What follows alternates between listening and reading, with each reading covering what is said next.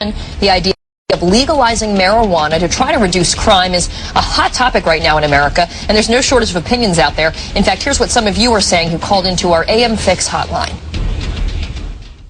It hasn't been legalized yet, and I think it could be a big boost to our economy and possibly save our economy. I, as well as other cancer patients, sometimes have to use a drug called Marinol, which is artificial marijuana, the THC.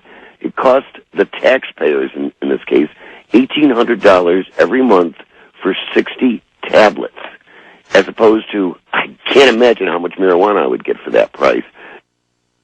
All right, well, joining us now from Texas is former presidential candidate and Congressman Dr. Ron Paul. Thanks for joining us this morning, Congressman. Now, I know you have some strong ideas about how this country is conducting its war on drugs. We just heard from some of our viewers who strongly support legalizing marijuana. Do you think we should legalize pot alone or all drugs, including heroin, cocaine, and meth? Well, I think we should look at the federal drug war, and I would say the federal drug war has failed, so we should reject it. When I talk about changing the law, I want to go back to the constitutional approach to a problem like this, and that is through the states. Up until 1937, there wasn't even a law against marijuana, and at that time they just passed a law to tax it. So we've had an experience in this country where we didn't have all these laws, but it was regulated by the states. Alcohol is legalized by the federal government, but it's regulated, by state laws. So I'm thinking more of an approach like that. But what upsets me so much is when the state tries to exert its authority over marijuana, like in California, they'll pass a law and say that sick people can use it. So people who are dying with AIDS or cancer are getting benefit from marijuana. Then the federal government comes in and says, we don't care about the state law.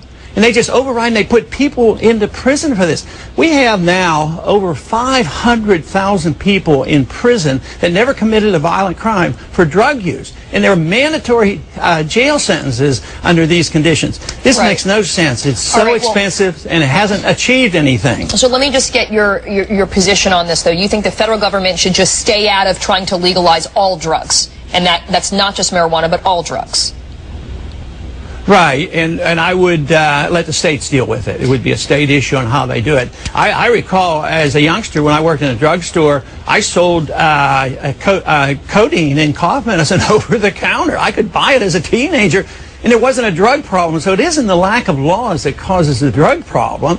I mean, the real drug problem and disaster in this country is alcohol and nicotine. That's what's killing people. So we're dealing with the minutia, but we're creating a monstrous legal problem costing hundreds of billions of dollars and putting people in prison that should be treated as sick people. They shouldn't be treated as criminals. We treat alcoholics. What if we put all our alcoholics in prison? I mean, it makes no sense whatsoever. Prohibition of alcohol was the biggest absurdity, social absurdity, and it committed a lot of crime. Back then, it was the borders between the United States and Canada. That's where the alcohol was coming in, from Canada back there in Prohibition. Now it's Mexico.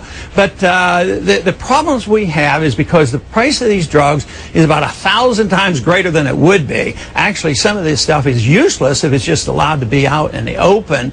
So we've created most of the problems for ourselves, and these drug wars are a consequence of our policies. All right, well, let me just ask you this, because there are people that see your point of view. In fact, a lot of them do, but there are people that vehemently disagree. They believe that if we legalize drugs, especially hard drugs, that we're just going to see more addicts and we're going to see more pain. In fact, I talked to a former DEA Special Agent, Robert Stutman, on our show on Monday, and he says that if you think that legalization is the right way to go, it's naive. Let's listen to his point. Well, You legalize, you will at least double. Some studies say 5 to 10 times as much. You give drugs to kids, they'll use them, period. Anybody that thinks that's not true has never met a kid or a drug addict. Congressman, what about the position that we'll just be creating more addicts by making it easier for kids to get? Well, I would compare the statistics of how many people were using marijuana before 1937 and what kind of problems we've had.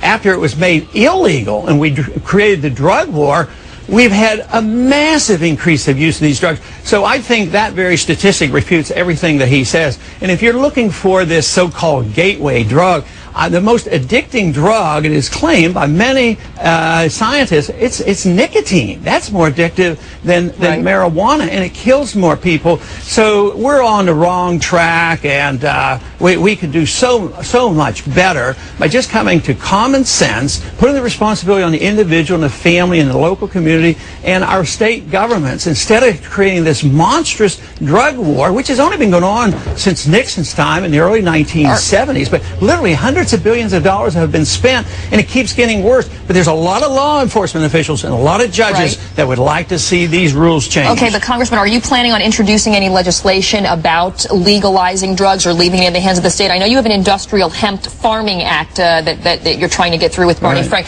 but what about putting forth legislation to legalize drugs?